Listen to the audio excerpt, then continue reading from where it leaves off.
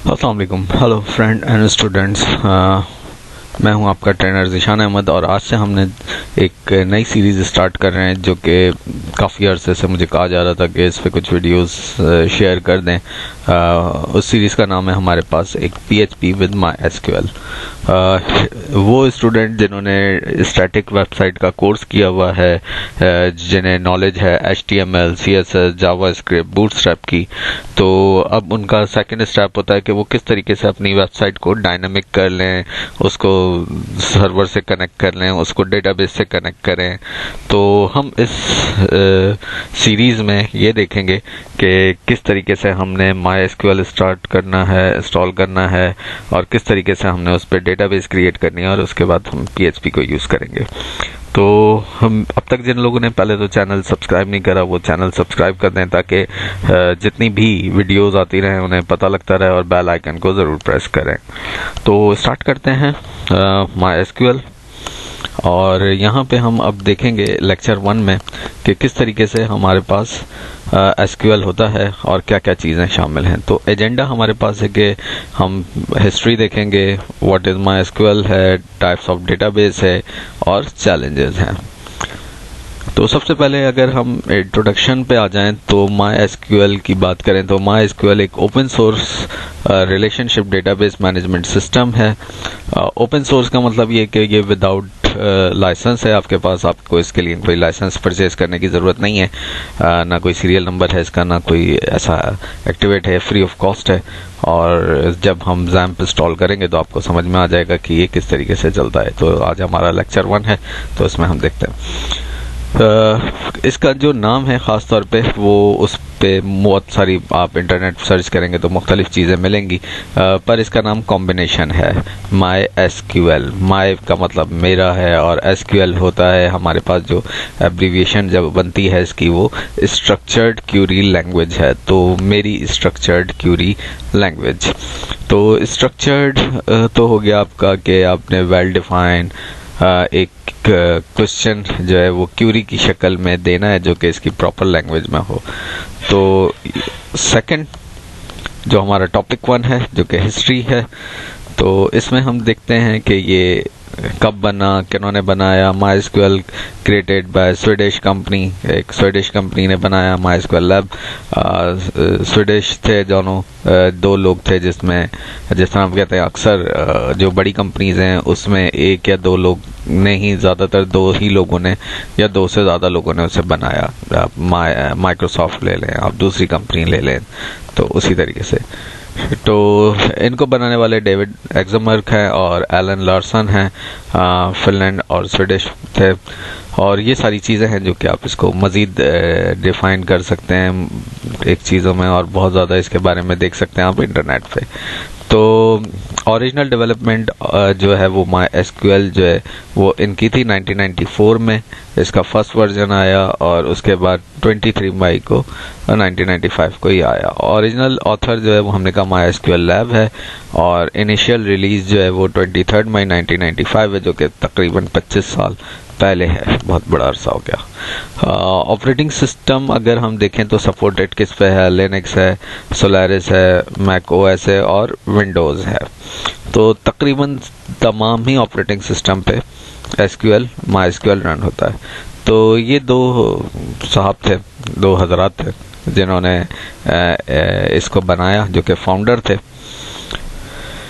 Topic 2 में आ जाएं तो व्हाट इज़ MySQL। तो जैसे अभी हमने थोड़ी सी चीज़ें तो देखी, अब हम देखते हैं कि जब हमारे पास एक डेटाबेस हमने कहा कि बनाने के लिए इस्तेमाल होता है, तो डेटाबेस हम कहते हैं कि जो कि एक ख़ास नाम है जिसके अंदर आपने एक टेबल क्रिएट किया हुआ होता है जो कि रॉज और कॉलम में डेटा को स्टोर कर रहा होता है। अगर आप इस छोटी सी पिक्चर में देखें जो कि ब्लिंक कर रही होती है, तो इसमें आपको डेटा ट्रैवल करता हुआ नज़र आता है जो कि रॉज और कॉलम्स में बना हुआ है।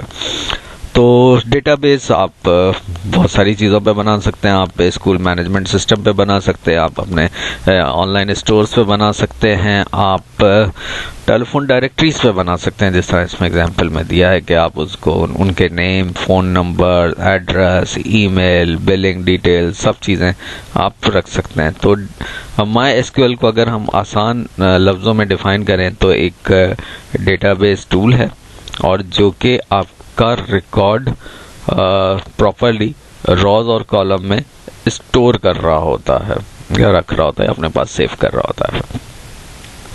तो टॉपिक 3 में आ जाएं तो टाइप्स ऑफ डेटाबेसेस हैं हमारे पास, कि हमारे पास कितने टाइप्स की डेटाबेस होती हैं। तो हमारे पास 3 टाइप्स ऑफ डेटाबेस हैं, जिसमें हमारे पास सबसे इम्पॉर्टेंट और सबसे पहली जो डेटाबेस है जो कि माइस्क्यूएल जिसे सपोर्ट करता है वो रिलेशन डेटाबेस है। उसके बाद ऑब्जेक्ट ओरिएंटेड डेटाबेस है और डिस्ट्रीब्यूटेड डेटाबेसेस है। सवाल ये होता है क्या ये सिर्फ 3 ही डेटाबेसेस हैं? तो ये 3 नहीं है, इसकी बहुत सारी टाइप्स होती हैं डेटाबेसेस की। मैं अपनी आइडियोलॉजी की वेबसाइट पे आपको इसका एक आर्टिकल शेयर कर दूंगा प्रॉपर कि इसमें कितनी डेटाबेस टाइप्स होती हैं। तो रिलेशन डेटाबेस की टाइप्स या रिलेशन डेटाबेस को अगर हम डिफाइन करें तो वो डेटाबेस जिसमें एक से ज़्यादा टेबल्स का आप रिलेशन बना सकते हैं, जो कि डेटाबेस मैनेजमेंट सिस्टम के ज़रिए चलता है, जैसे हम DBMS कहते हैं। तो मोस्ट पॉपुलर है, ज़्यादातर हम अपनी जो अपनी एप्लीकेशन है उसमें DBMS को भी यूज़ करते हैं, और जिसे हम कहते हैं RDBMS यानी कि रिलेशनल डेटाबेस मैनेजमेंट सिस्टम। तो ये इंक्लूड होता है MySQL में भी है, Oracle भी है, यूज़ करता है MySQL सर्वर भी, Microsoft SQL सर्वर भी यूज़ करता है। अच्छा, यहाँ पे एक सवाल और आ जाता है कि अक्सर लोग कंफ्यूज होते हैं कि ये SQL सर्वर और MySQL सर्वर क्या सेम है? कंपनी के हवाले से भी अलग हैं और स्ट्रक्चर के हवाले से भी चेंज है। SQL माइक्रोसॉफ्ट का जो है वो हम कहते हैं कि ज़्यादातर हम यूज़ करते हैं डेस्कटॉप एप्लीकेशन के लिए, और जब से अब ज़्यादातर हम बात करते हैं .NET के हवाले से तो उसमें भी ये इस्तेमाल हो रहा है। पर हम स्पेशली जब PHP की बात करते हैं और वेब पे बनने वाली तमाम एप्लीकेशन की बात करते हैं तो उसमें मेजॉरिटी जो है वो MySQL ही यूज़ करती है। तो ये ऑब्जेक्ट ओरिएंटेड डेटाबेस, ये हम कहते हैं कि इंफॉर्मेशन जो स्टोर करती है वो ऑब्जेक्ट की सूरत में होती है, जिसमें डेटा तो आपका उसी तरीके से शो हो रहा होता है या स्टोर हो रहा होता है, और ये फॉर्म से डेटा ले रहा होता है। बाकी रिलेशन डेटाबेस में भी फॉर्म से ही डेटा इंपोर्ट होता है डेटाबेस में। तो ये ऑब्जेक्ट ओरिएंटेड प्रोग्रामिंग के ज़रिए होता है। ये कैसे होगा, इसका एग्जाम्पल हुआ तो मैं नेक्स्ट जो PHP की सेशन होंगे उसमें पॉसिबल हुआ तो मैं बताऊंगा। इसी तरीके से डिस्ट्रीब्यूटेड डेटाबेस है, जिसमें हम मज़ीद फाइलों को डिफरेंट लोकेशन पे, डिफरेंट साइट्स पे स्टोर करते हैं और मल्टीपल कंप्यूटर्स पे ये काम कर रहा होता है कि आपकी एक डेटाबेस बहुत सारे PC पे, बहुत सारे नेटवर्क पे डिस्ट्रीब्यूटेड है। तो ये है टॉपिक 4 के डेटाबेस के चैलेंजेस क्या क्या हैं।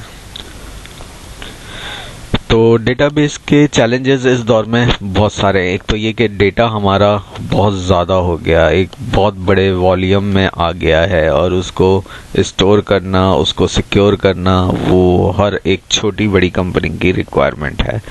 तो लार्ज अमाउंट ऑफ डेटा है हमारे पास जिसको स्टोर करना है, जिसको प्रॉपरली करना है। मुख्तलिफ कॉलम्स हैं, इसमें मुख्तलिफ रॉज हो गए, मुख्तलिफ यूज़र्स हैं, उनके राइट्स हैं, उनकी परमिशंस हैं। ये सारी चीज़ें हमने देनी है जो कि इन लाइनों में लिखी हुई के सपोर्ट वेरी कॉम्प्लेक्स क्यूरीज हैं, और आपके पास जो हम बात करें वैरायटी है अगर ये मुख्तलिफ मेथड के ज़रिए लोग कर रहे हैं, परफॉर्म कर रहे हैं, और कॉमन चैलेंजेस जो हमें मिलते हैं वो क्या होंगे। तो काफ़ी सारी चीज़ें जब हम डेटाबेस में जाएंगे और ख़ास तौर पे यूज़र मैनेजमेंट पे जाएंगे तो उसको भी साथ साथ इन चीज़ों को डिस्कस करते रहेंगे। तो ये चैलेंजेस हैं हमारे पास जो कि इस टेक्स्ट की सूरत में मैंने इसमें लिखे हुए, और जैसे जैसे चीज़ें चलती रहेंगी वो मैं इसको बताता रहूँगा। अगर मैं एक एक चीज़ को बताने लग गया अभी यहाँ पे तो वो वीडियो का टाइम बहुत लंबा हो जाएगा।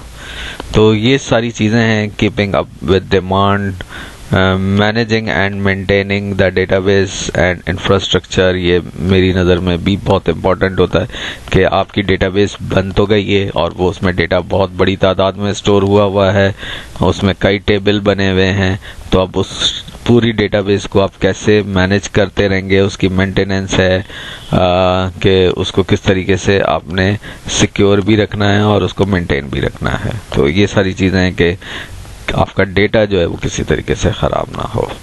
तो डेटाबेस एडमिनिस्ट्रेटर का रोल बहुत इम्पॉर्टेंट हो जाता है फिर इसमें। रिमूविंग लिमिट्स ऑन स्केलेबिलिटी, तो ये एक और इसमें है कि डेटाबेस के हवाले से आप उन तमाम चीज़ों को कैसे रखेंगे, कैसे कंट्रोल करेंगे, और जिन चीज़ों की ज़रूरत नहीं है उसको कहाँ किसको रिमूव करेंगे।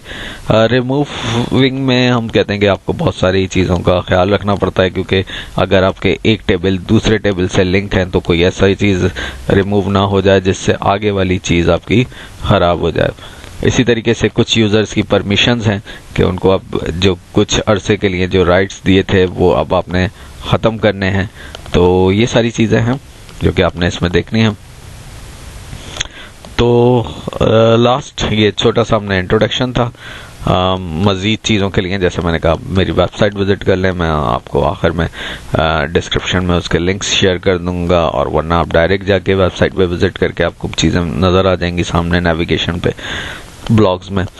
तो नेक्स्ट जो वीडियो होगी वो हमारी होगी कि how to install XAMPP server, कि अब हमने डेटाबेस बनानी है तो XAMPP सर्वर कैसे हम स्टार्ट करेंगे या इंस्टॉल करेंगे।